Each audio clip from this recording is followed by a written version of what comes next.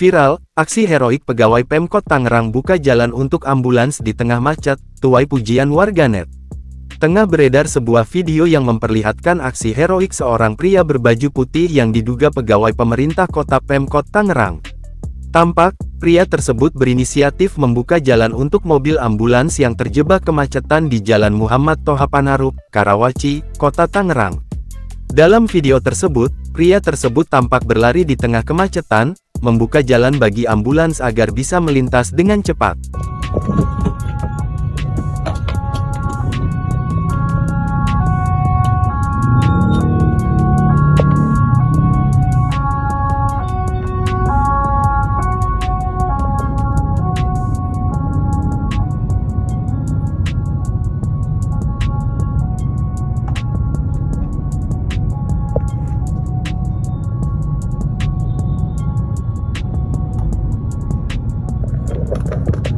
Diketahui video tersebut viral usai diunggah oleh akun Instagram @aboutengit pada Rabu, tanggal 3 Juli tahun 2024.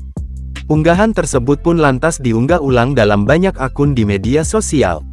Aksi tersebut menuai banyak simpati dari warganet yang menonton video itu. Beberapa pengguna Instagram mengungkapkan apresiasi mereka melalui kolom komentar. Belum diketahui pasti identitas pria berbaju putih tersebut.